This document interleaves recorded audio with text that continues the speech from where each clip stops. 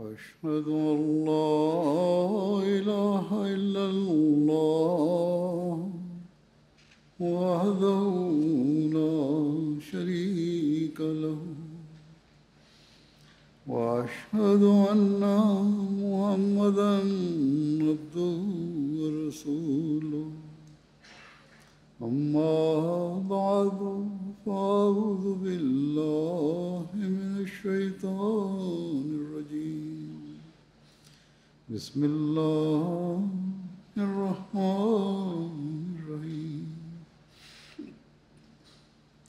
الحمد لله رب العالمين الحمد لله رب العالمين الرحمن الرحيم مالك يوم الدين إياك نعبد وإياك نستعين اهدنا الصراط المستقيم صراط الذين أنعمت عليهم غير المغضوب عليهم ولا الضالين.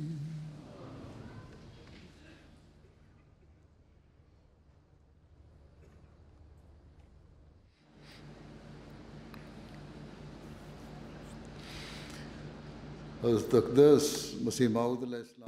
Aqdas Masih Maud alaihissalam berkenaan dengan tujuan besar dari penyelenggaraan jalsah, dan beliau sangat menekankan bahwa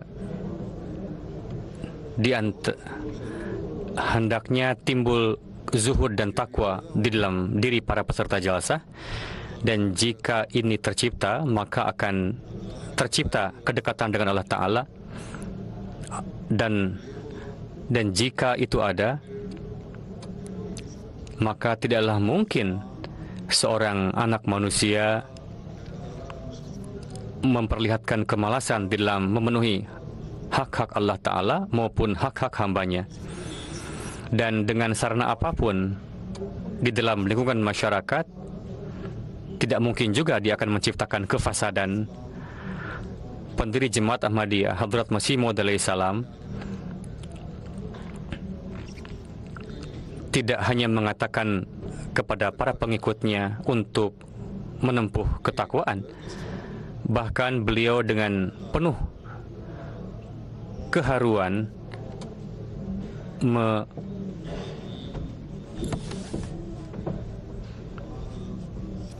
sesuai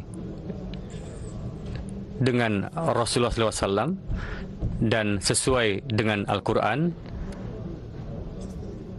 beliau pun memperlihatkan jalan untuk menuju pada ketakwaan, dan beliau pun bersabda bahwa orang yang baiat secara hakiki di dalam jemaatku adalah mereka yang melangkah di dalam jalan ketakwaan, di dalam berbagai kesempatan dan di dalam berbagai karya tulis dan juga pidato beliau berkali-kali menekankan hal itu, yang mana tanpa itu suatu keimanan tidaklah sempurna. Dan beliau bersabda bahwa jika akar ini ada, maka segalanya akan ada. yakni akar tadi adalah ketakwaan. Jika ketakwaan tidak ada, maka berarti yang lain pun tidak ada. Jika ketakwaan ada, berarti segala sesuatunya telah diraih. Beliau memberikan nasihat, yakni Hadrat Masih Maud alaihissalam bersabda, untuk kebaikan jemaatku adalah perlu untuk diberikan nasihat berkenaan ketakwaan, karena hal ini menurut para orang yang bijak adalah jelas bahwa tanpa ketakwaan Allah Ta'ala tidak akan ridho kepada seseorang. Allah Ta'ala berfirman, Innallaha ma'alladzina innallaha ma'al ladzina taqaw wal ladzina hum muhsinun. Beliau alaihissalam telah menjelaskan berkenaan dengan ayat ini, siapakah yang disebut dengan muttaqi dan siapa yang disebut dengan muhsin. Sebelum saya menjelaskan kutipan sabda beliau berkenaan dengan hal itu, berkenaan dengan kata muttaqi dan muhsin, perlu saya sampaikan, seorang muttaqi adalah ia yang memiliki rasa takut kepada Allah Ta'ala setiap saat menghendaki keridhaannya,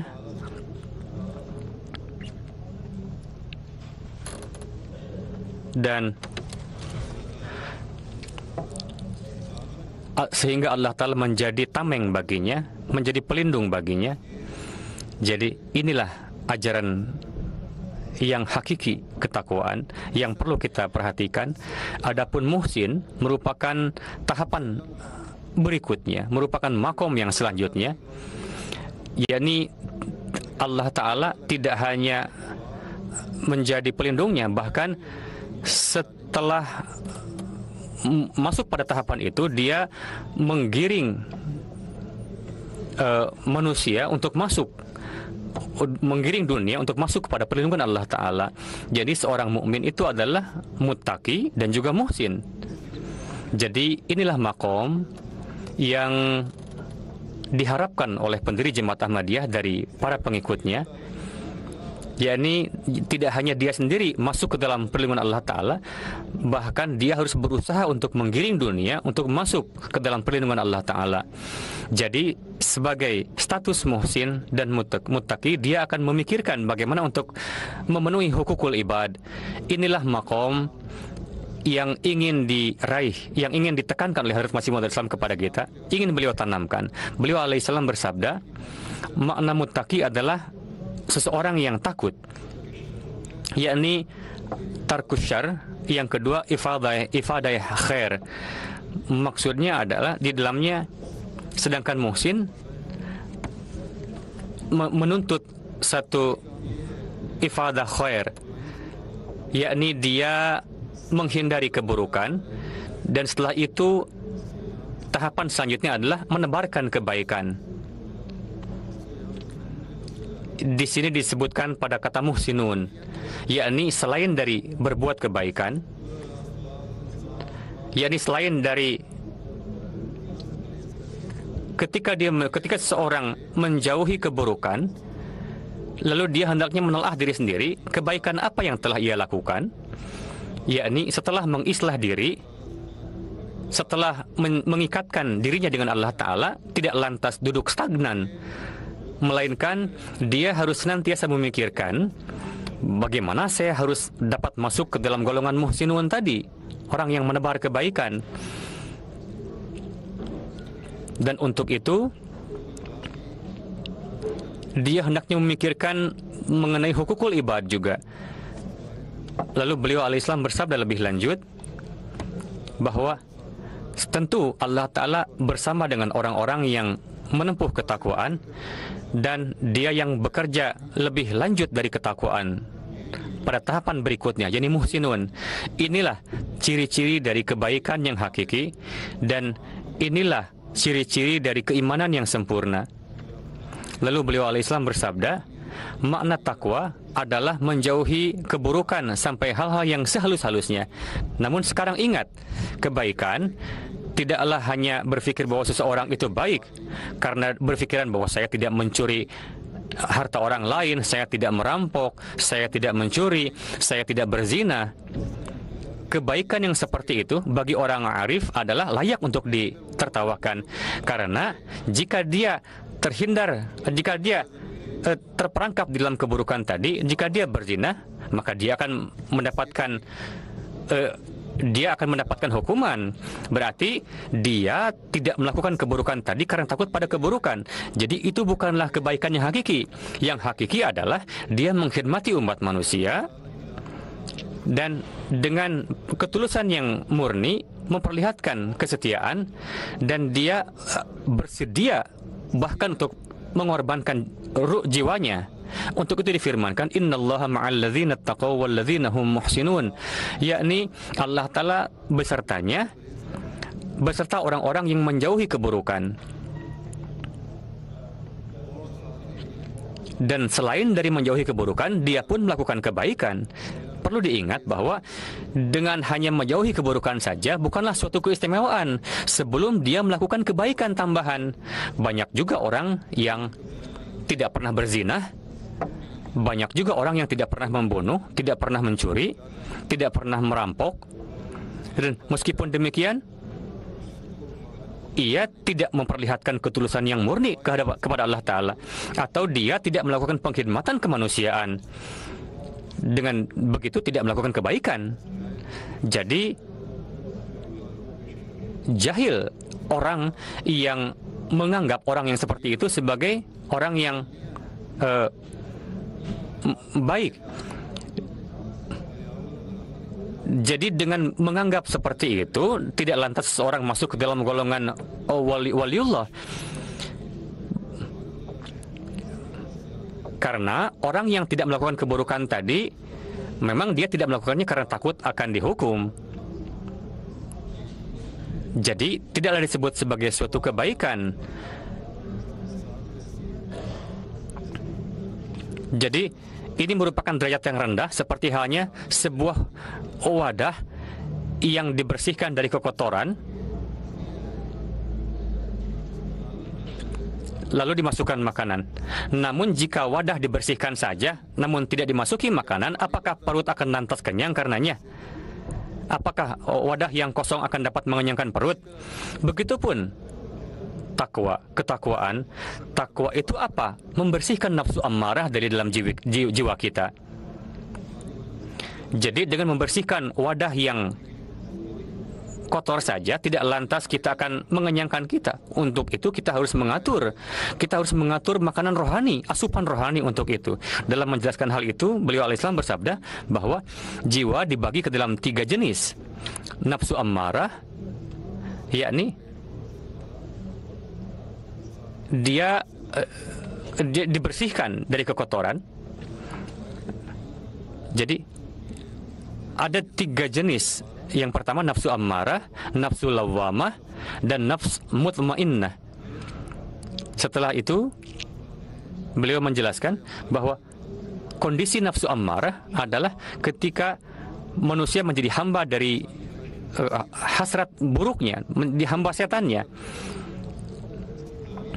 Dan untuk mengamalkannya, dia sedemikian rupa siap seperti halnya seorang hamba siap untuk melaksanakan perintah majikannya. Dia menjadi hamba dari hawa nafsu, hamba dari setan. Ketika ada suatu perbuatan buruk, kejahatan, lalu orang itu menjadi seperti layaknya budak yang menjadi budak dari hawa nafsu tadi, keburukan tadi. Itu sangat buruk tahapan seperti itu. Beliau bersabda, kondisi awal dari ketakwaan adalah dia mensucikan dari kekotoran tadi. Jadi bersihkanlah dari nafsu ammarah. Begitupun untuk makan, manusia membersihkan wadah lalu memasukkan makanan kepada wadah tersebut. Begitupun wadah hati pun, untuk menguatkan keimanan, bersihkanlah keimanan.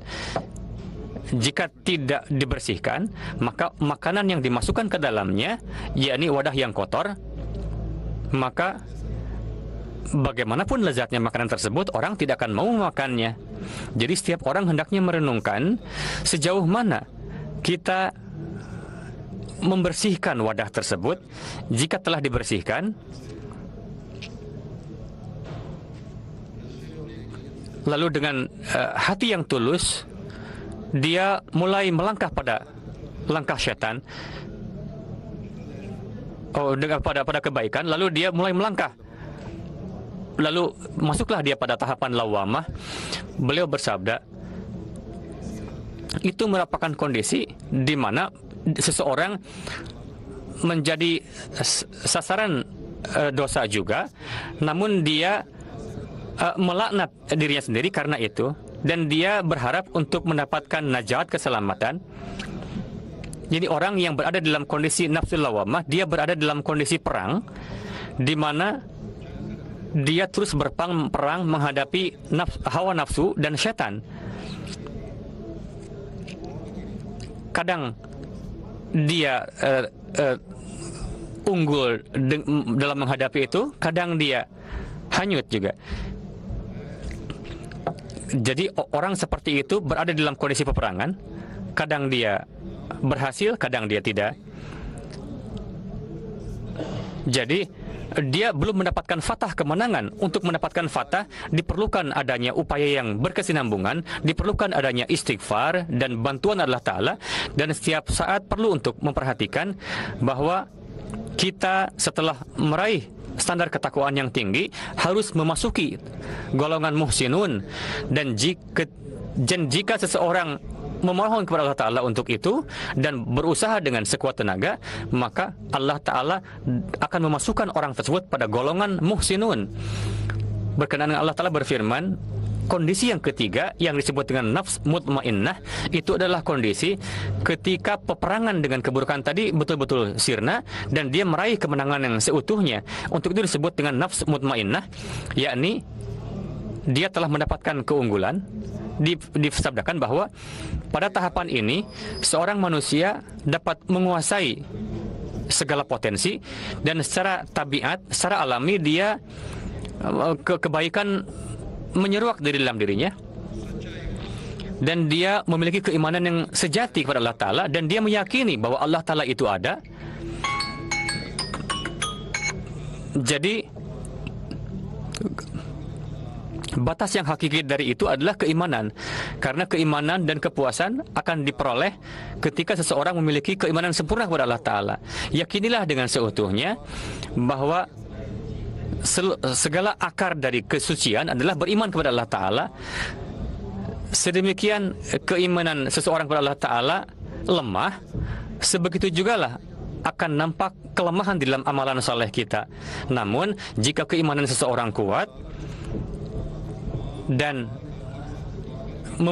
meyakini Allah Ta'ala dengan segala kesempurnaannya, di dalam amalan manusia pun akan nampak perubahan, satu revolusi yang luar biasa.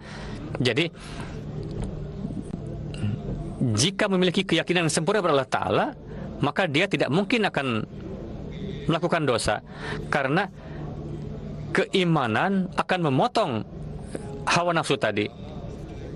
Jadi jika memiliki keyakinan yang sempurna pada Allah Ta'ala, yang hasilnya adalah dia akan memiliki ketenangan yang sempurna, yang utuh, akan dianugerahi.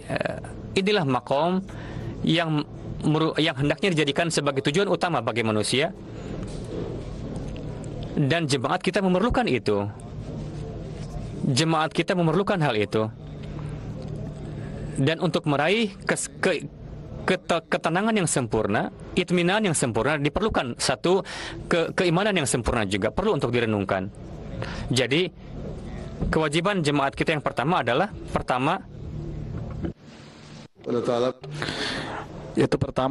raihlah keimanan yang hakiki kepada Allah Subhanahu wa Ta'ala. Oleh karena itu hendaknya kita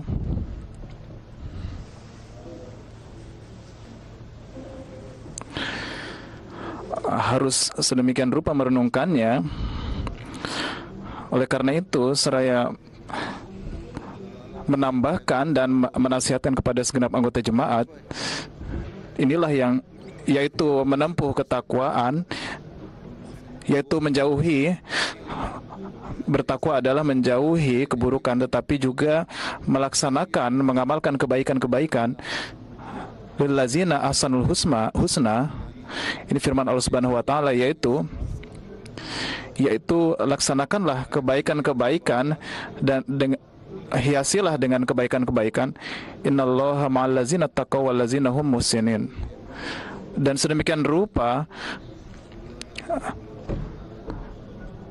banyaknya Allah Subhanahu wa Ta'ala berfirmankan ini, dan supaya segenap Ahmadi mengetahui hal ini, bahwa sungguhnya kita telah masuk ke dalam jemaat ini tidak hanya merupakan suatu keimanan yang kering. Sesungguhnya pertolongan Allah Subhanahu wa Ta'ala akan turun tatkala ketakwaan adalah ketakwaan yang hakiki. Kemudian Allah Ta'ala berfirman, innallaha ma'al ladzina taqaw wal ladzina hum muhsinun. bahwa Allah Subhanahu wa taala pun melihat keadaan amalan-amalan manusia, dan manusia hendaknya menyiapkan amalan-amalan sebaik-baiknya, dan dia senantiasa melihat sejauh mana amalannya. Hendaknya hari ini dan hari esok amalannya semakin memuncak, semakin naik. Jika seorang amalannya sama dengan hari sebelumnya, maka hendaknya ia merenunginya karena ia ada dalam kerugian. Hazrat Masih Maud alaihissalatu wassalam, setelah kita berbaiat kepada beliau, hendaknya kita merenungi hal ini, dan jika kita merenunginya, maka saat itulah kita dapat memenuhi hak baiat kita kepada pendiri Ahmadiyah, beliau alaihissalatu wassalam. Oleh karena itu, beliau menasihati bahwa di antara para Ahmadi pun terjadi perselisihan, dan mereka ada kekisruhan di antara sesama saudaranya. Bahkan hendaknya tidak terjadi hal-hal yang seperti ini. Ada orang yang hanya karena perselisihan kecil saja mereka berselisih. Hendaknya mereka menjauhi hal ini. Salah satu sifat Allah Subhanahu wa taala adalah Sattar. Maka mengapa seorang tidak dapat melakukan hal seperti ini, yaitu menutupi kelemahan saudaranya? Dan hendaknya seseorang tidak menyerang kehormatan saudaranya. Dan ada satu cerita bahwa seorang raja yang menulis ayat Al-Quran, dan ada seorang maulwi yang mengatakan bahwasanya raja itu salah menulis ayat Al-Quran. Kemudian raja itu marah ketika ditanya kepada raja itu mengapa melakukannya. Sesungguhnya saya melakukannya supaya tidak mengganggu kehormatannya. Kita lihat sekarang ini bagaimana para maulwi di Pakistan, yaitu apa saja yang diinginkan maulwi maka pemerintah pun menurutinya.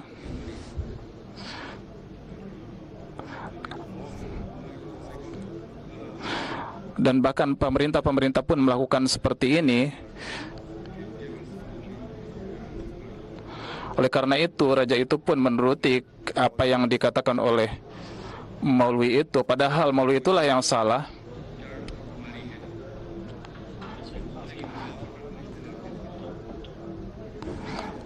Oleh karena itu, hendaknya kita menjauhi hal seperti ini, yaitu melukai kehormatan orang lain, dan hal ini masuk ke dalam ketakwaan. Dan Allah Subhanahu wa taala masukkannya dalam golongan malaikat. Raihlah ketakwaan, karena setelah ketakwaan inilah keberkatan-keberkatan Allah Subhanahu wa taala datang, dan dengan ini akan menjauhkan manusia dari noda-noda duniawi. Selama manusia tidak menempuh jalan ini, maka dia tidak akan mendapatkan manfaat apapun, dan dia tidak akan mendapatkan faedah dari baiatnya. Bagaimana bisa mendapatkan faedah dari baiat? Yaitu tatkala semangat, jika di dalam diri manusia ada ria, kemarahan, maka apa ada bedanya dengan non-Ahmadi? Jika ada seorang yang dikatakan Said,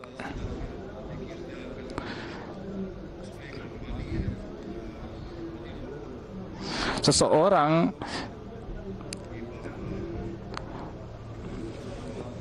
adalah suatu hal yang benar-benar hakiki, bahwa sesuatu yang datang dari Allah Subhanahu wa taala, maka Allah Subhanahu wa taala menutupi kelemahannya dan Allah taala menurunkan kemuliaan kepadanya, dan inilah salah satu tanda keberuntungan.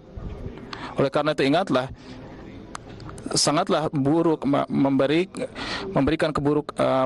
menimpakan keburukan kepada saudaranya, karena ini bukanlah akhlak yang diajarkan. Dan Allah Subhanahu wa taala memperlihatkan contoh, yaitu akhlak beliau alaihissalatu wassalam.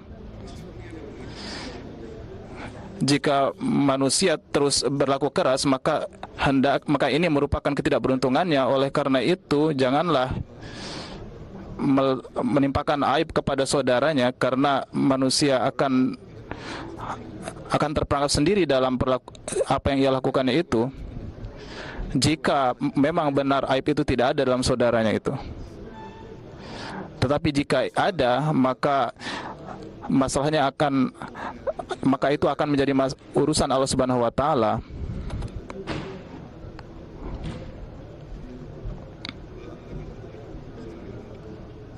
Karena suatu saat kalau memang ia memiliki aib seperti itu, maka serahkan saja perkara itu pada Allah Subhanahu wa taala, karena suatu saat nanti ia akan terperangkap. Kemudian ada orang yang menimpakan kesalahan kepada saudaranya. Oleh karena itu, jalinlah persaudaraan dengan sesama saudaranya, dengan sama sahabatnya. Dan yang paling pertama adalah jauhilah syirik, karena ini adalah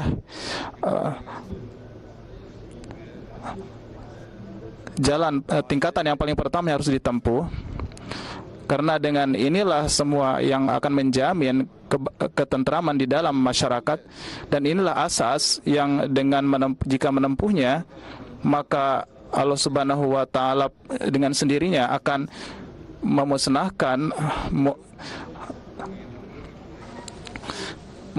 musuh-musuhnya. Oleh karena itu, jauhilah syirik, karena ini adalah tingkatan yang pertama, dan hendaknya ada rasa takut kepada Allah Subhanahu wa taala di dalam kalbu manusia. Oleh karena itu, ini adalah poin yang sangat penting, yaitu mengadakan rasa takut akan wujud Allah Subhanahu wa taala. Dan bagaimana kita mengetahui bahwasanya rasa takut kepada Allah Subhanahu wa taala telah muncul di dalam diri kita? Hazrat Masih Maud alaihissalatu wassalam bersabda, yaitu bagaimana seorang manusia antara ucapan dan perbuatannya adalah sama. Jika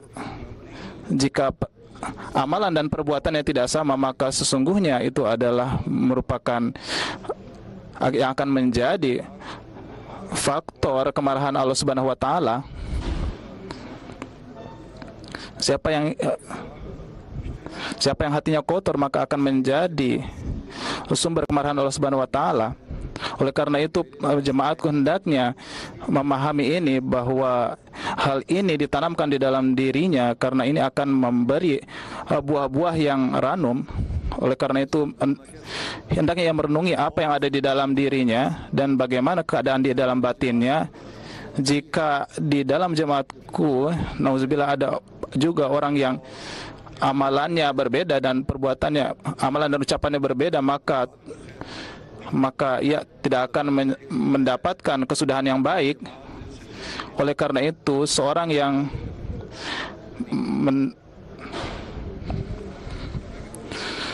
sesungguhnya kita lihat bagaimana dahulu kemenangan di Badar sudah dinubuatkan bahwa akan diraih oleh Islam. Akan tapi bagaimana Rasulullah SAW sedemikian rupa berdoa untuk Allah Subhanahu wa taala supaya Allah Taala menurunkan pertolongan. Bahkan Hazrat Abu Bakar menyampaikan kepada yang mulia Rasulullah SAW bahwasanya jika Allah Taala telah memberikan janji, maka mengapa sedemikian rupa berdoa? Yang mulia Rasulullah SAW menjawab bahwa Allah Ta'ala adalah maha kaya, mungkin saja ada syarat-syarat di balik ini. Oleh karena itu, kita mengetahui bahwasanya tidak ada sosok yang lebih tinggi, lebih luhur dari beliau SAW, dan tidak ada yang lebih makbul doanya daripada beliau SAW. Tetapi beliau SAW sedemikian rupa memiliki pengetahuan akan wujud dan sifat Allah Subhanahu wa taala, dan beliau sedemikian rupa takut akan wujud dan sifat Allah Subhanahu wa taala, bahwa meskipun adanya janji ini, beliau berdoa dengan sedemikian merintih supaya turun kemenangan atas kaum muslim di perang Badar. Oleh karena itu, saat ini untuk menghidupkan kembali keagungan yang telah hilang dari dari wajah Islam. Oleh karena itu Hazrat Masih Maud alaihissalam berkali-kali mengingatkan kepada kita, yaitu supaya kita dengan cepat melihat janji Allah Subhanahu wa taala, hendaknya kita antara amalan dan perbuatan kita adalah amalan dan ucapan kita adalah sama. Oleh karena itu hendaknya kita selalu melihat bahwa sejauh mana ketakwaan dan kesucian kita atau taharat kita adalah sedemikian maju sampai mana. Dan ini merupakan satu tanda, yaitu menjauhi dunia. Allah Ta'ala berfirman, wa may yattaqillah yaj'al lahu makhraja wa yarzuqhu min haitsu la yahtasib wa yarzuqhu min haitsu la yahtasib. Siapa saja yang takut akan wujud Allah Ta'ala,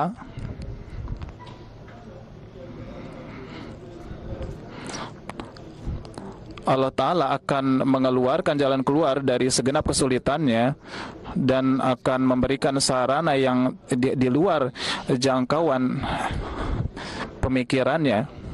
Dan ini merupakan tanda orang-orang muttaqi,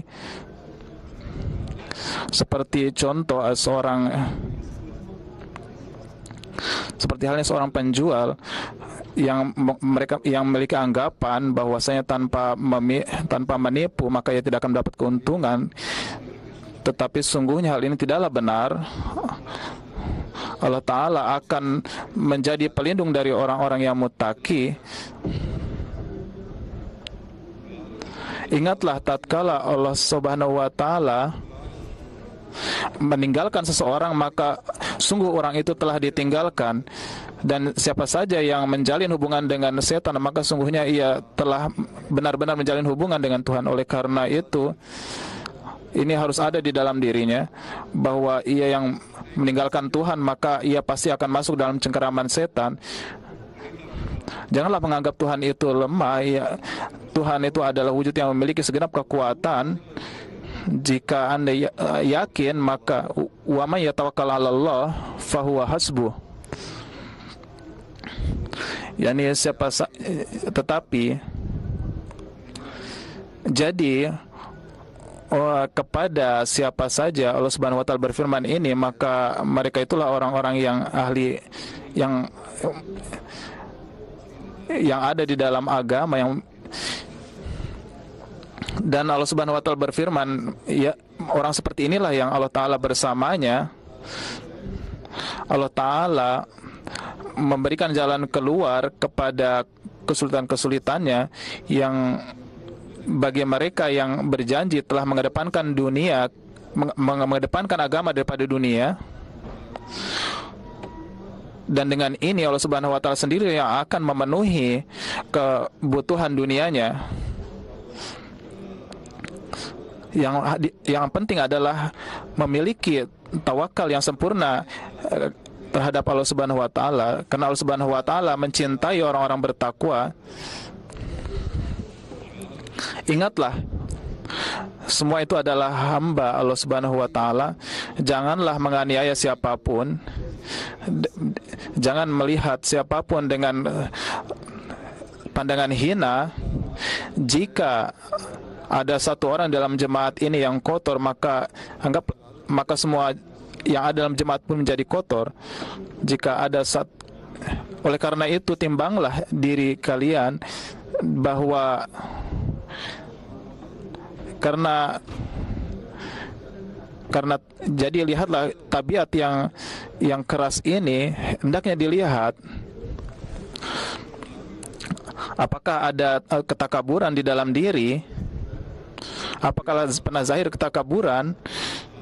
Karena dengan adanya takabur atau iri hati dan dengki inilah maka timbul rasa marah dalam diri manusia.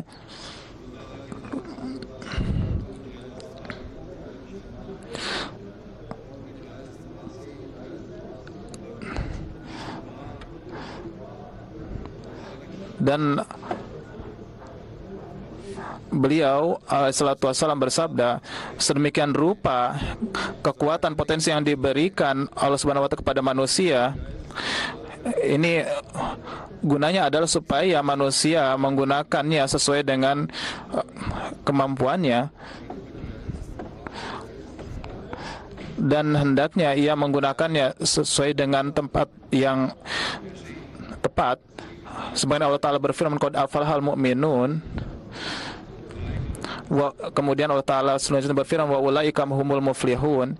Dan siapa saja yang menempuh ketakwaan dan percaya pada yang gaib, kemudian mendirikan sholat, ketahuilah bahwa dan membelanjakan apa yang telah diberikan Allah Subhanahu wa taala, membayar zakat, kemudian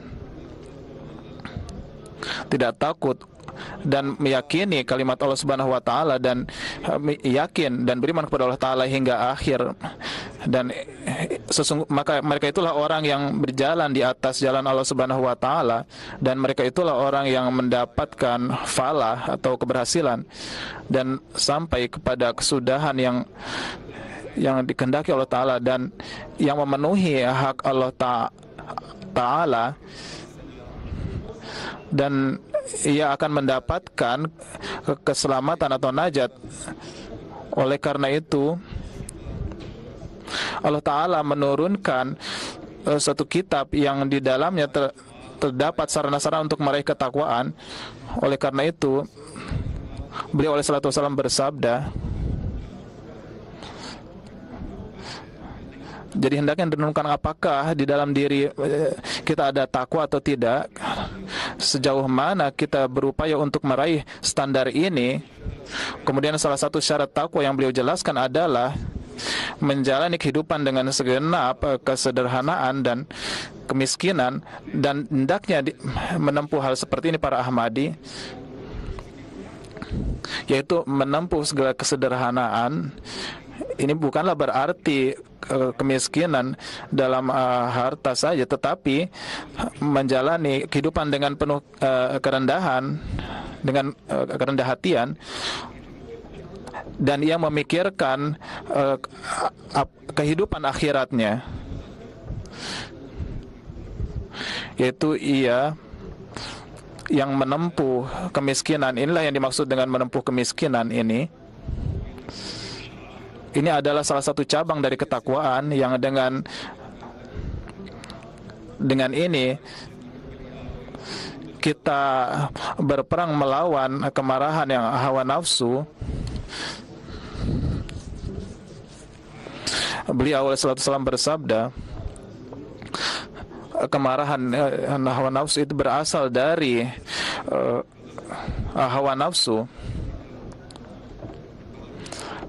Kemarahan itu muncul tatkala manusia mengedepankan hawa nafsunya. Saya tidak menghendaki bahwa seorang Ahmadi itu menganggap dirinya itu lebih tinggi daripada saudaranya atau menganggap orang lain secara rendah. Allah Ta'ala mengetahui siapa yang lebih tinggi dan siapa yang rendah. Ini merupakan,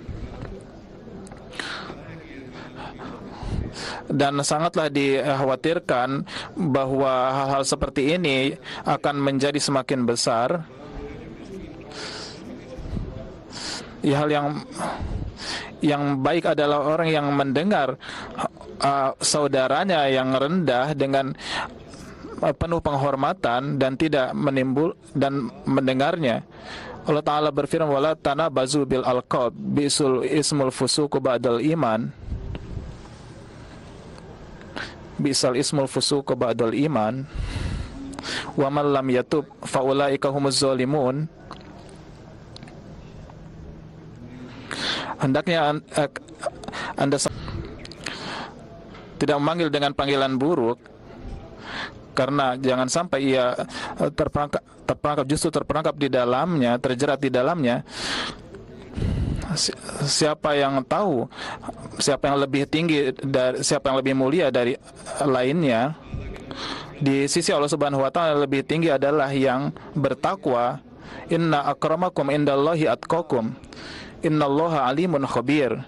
Jadi ini adalah poin yang utama yang harus kita kedepankan, Jadi tidak ada seorang itu lebih tinggi karena kedudukan keluarganya atau karena ilmu yang dimilikinya. Yang paling unggul di hadapan Allah Subhanahu wa taala adalah yang memiliki ketakwaan sesuai dengan standar ketakwaannya, yaitu yang memenuhi hak-hak orang lain dan ia suci dari ketakaburan.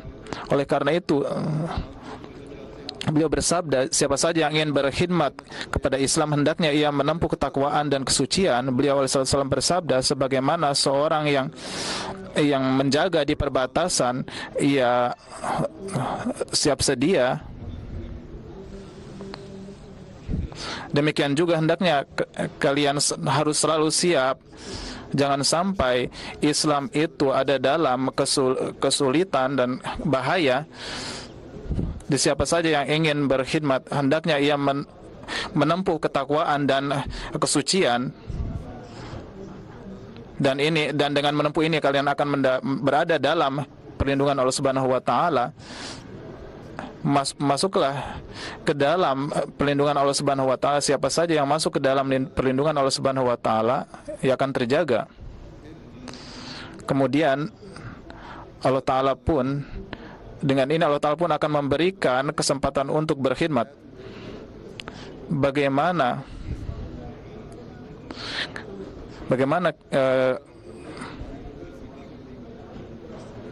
jika kekuatan yang ada di dalam diri kalian sendiri tidak ada, maka anggaplah bahwa Islam itu sudah binasa. Oleh karena itu, sucikanlah jiwa kalian sedemikian rupa, dan jadilah siap sedia seperti halnya mereka yang berada di perbatasan dan mengendarai, dan seperti halnya prajurit berkuda.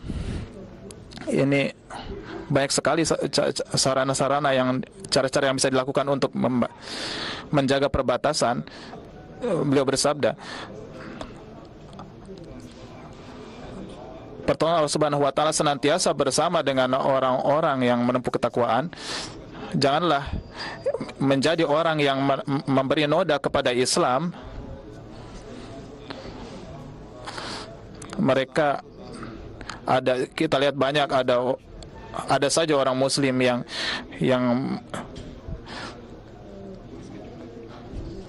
minum minuman keras, kemudian melakukan perbuatan-perbuatan keji. Oleh karena itu, perbuatan-perbuatan seperti ini yang bertentangan dengan agama, ia sungguhnya mencoreng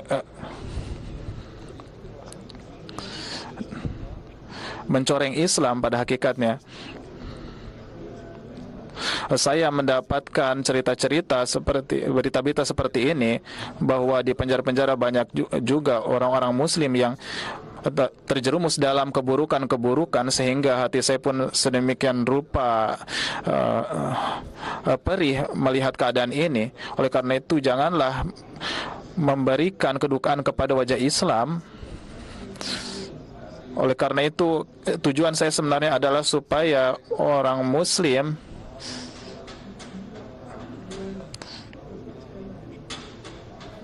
mereka yang membuat keburukan bagi wajah Islam ini, menjadikan Islam ini. Oleh karena itu,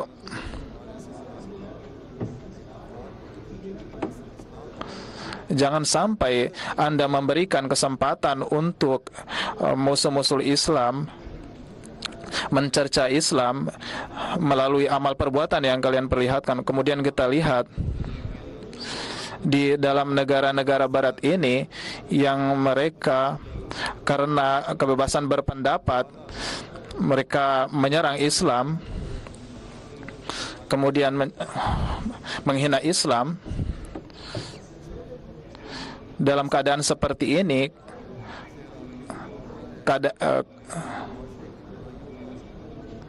jangan sampai keadaan-keadaan seperti ini justru merusak keturunan kita, dan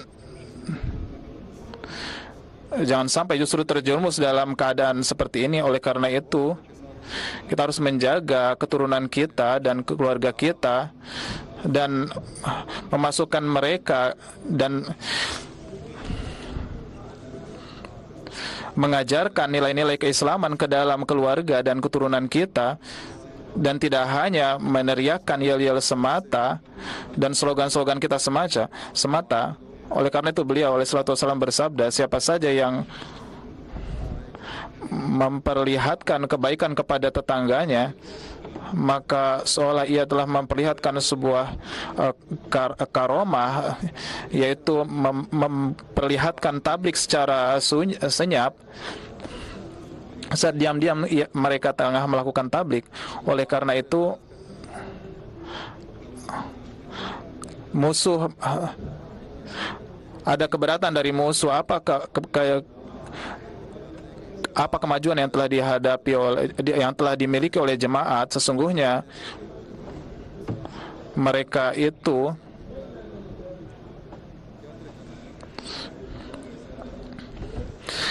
kita lihat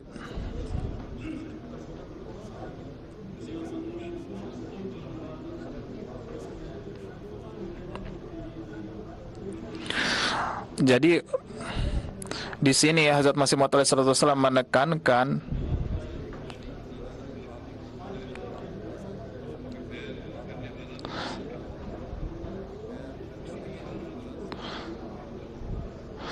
oleh karena itulah kepada istri-istri Rasulullah SAW disebut Ummahatul Mukminin. Beliau alaihissalatu wassalam merupakan bapak daripada segenap mukmin, karena sosok bapak inilah yang akan membawa kepada keselamatan. Apakah ada seorang anak yang akan mencoreng nama baik dari ayahnya dan kemudian jatuh dalam amalan-amalan yang buruk? Pasti tidak akan ada. Dan pasti tidak akan ada orang yang suka dengan amalan seperti ini. Dan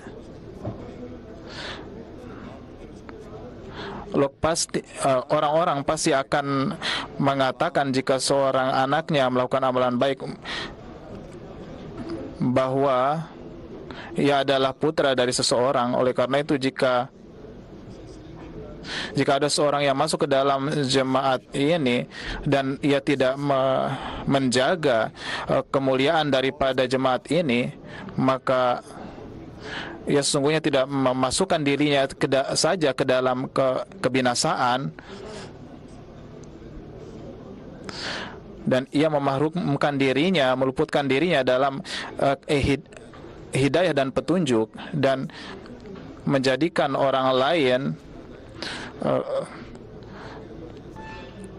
tidak masuk ke dalam petunjuk.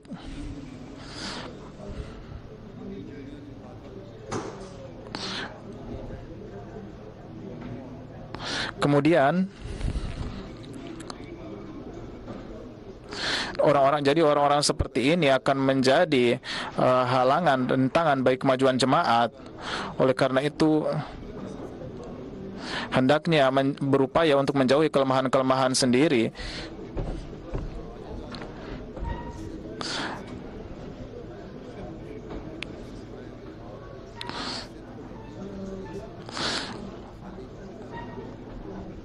Allah Ta'ala menjawab doa-doa orang-orang yang berdoa secara khusyuk dan sepenuh hati. Oleh karena itu teruslah berdoa dan berdoalah untuk islah diri sendiri, untuk perbaikan diri sendiri dan juga perbaikan anak keturunan. Kemudian beliau alaihissalatu wassalam bersabda, jika ada seorang yang di dalam dirinya, yaitu seseorang yang tidak memikirkan kebaikan saudaranya, maka ia adalah orang yang bakhil. Hendaknya ia, oleh karena itu, bertablik atau menyerukan tablik, hendaknya juga mengadakan perubahan di dalam dirinya sendiri, dan hendaknya dengan amalan dan juga doa berupaya untuk membawa orang lain ke dalam perubahan. Kemudian beliau alaihissalatu wassalam dengan sedemikian rupa perihnya menyatakan, saya menyatakan bahwa saya menyatakan ini untuk supaya mendapatkan pahala, tetapi ini merupakan suatu keperihan yang ada di dalam diri saya.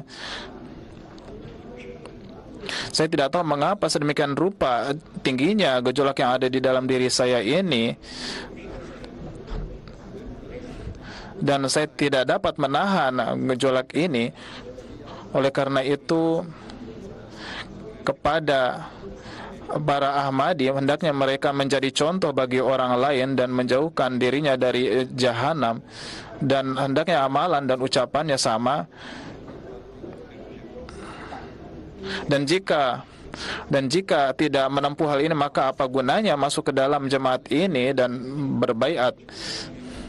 Saya tidak ingin adanya suatu perubahan yang kecil. Yang saya inginkan adalah perubahan yang besar, sehingga perubahan ini pun tampak pada musuh, dan musuh pun akan terheran-heran, dan mereka menyadari bahwa mereka berada dalam kesesatan. Dan sehingga orang-orang musuh pun akan bertanya-tanya mengapa sedemikian rupa perubahan terjadi di dalam dirinya. Sebagaimana kita lihat dalam sahabat-sahabat yang mulia Rasulullah SAW, bagaimana perubahan-perubahan yang ada dalam diri mereka. Oleh karena itu, jika kita menjalin hubungan dengan Allah Subhanahu Wa Taala dan membawa orang lain ke dalam jalan petunjuk, oleh karena itu dalam menempuh ini kita mengislah diri kita, dan dengan menitik beratkan pada ketakwaan, pada banyak berdoa. Jadi kita harus menjalani ini dengan sepenuhnya. Antara amalan dan ucapan harus ada keselarasan, dan kita berupaya menempuh suatu perubahan luar biasa seperti halnya para sahabat dulu pernah perlihatkan. Ahmadi yang hakiki adalah, dan bagaimana janji Allah Subhanahu Wa Taala kepada para Ahmadi yang hakiki. Allah Taala berfirman di dalam Al-Quran, wa ja'ilul lazina tabauka fawqal lazina kafaru ila yaumil qiyamah, wa ja'ilul lazina tabauka fawqal lazina kafaru ila yaumil qiyamah. Ini adalah janji Allah Subhanahu Wa Taala yang memberikan ketentraman. Aku sampaikan kabar suka kepada kalian semua. Inilah janji Allah Subhanahu Wa Taala dan kabar suka Allah Subhanahu Wa Taala kepada kalian dan juga kepadaku. Oleh karena itu, siapa saja yang menjalin hubungan denganku hendaknya melihat kabar suka ini. Lihatlah apakah siapa saja yang menghargai janji Allah Subhanahu Wa Taala ini dan tidak menganggapnya sebagai sesuatu yang rendah. Oleh karena itu, sekali lagi saya sampaikan bahwa siapa saja yang menjalin hubungan denganku, yang menganggap hubungan ini adalah suatu hubungan, bukan hubungan yang rendah, tapi hubungan yang luar biasa, hubungan yang kuat, yang tidak hanya hubungannya dengan diriku, tapi kepada wujud yang telah menjadikanku menjadi sosok yang sedemikian rupa agung. Dan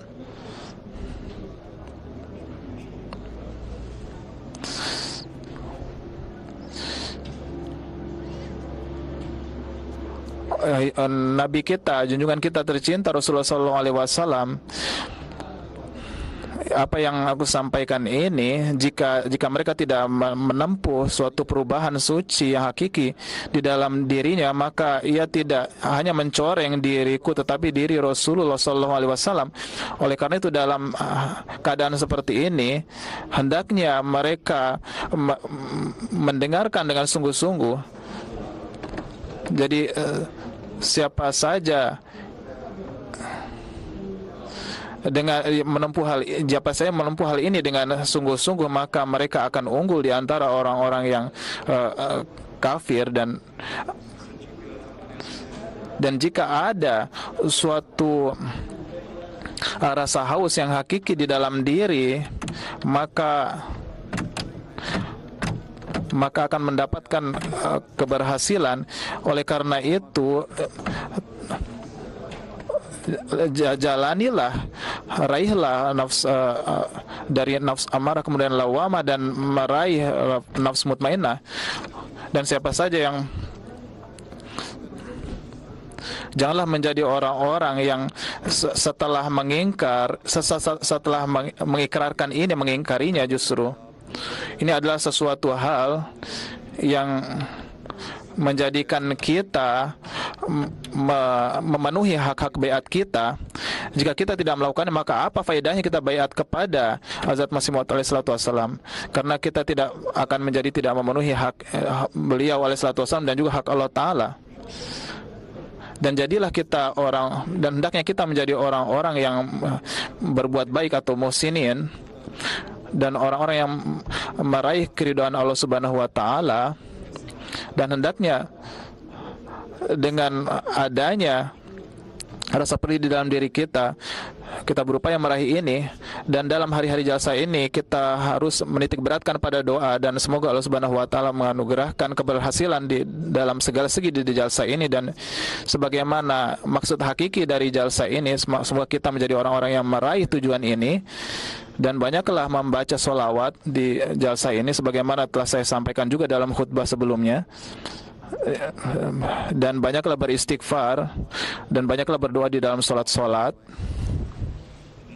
Semoga Allah Subhanahu wa Ta'ala menganugerahkan karunia kepada siapa saja yang datang ke jalsa ini, dan jalanilah hari-hari ini di dalam zikir ilahi. Sekarang kita berdoa. Semoga Allah Subhanahu wa Ta'ala mengabulkan doa kita. Doa dimulai.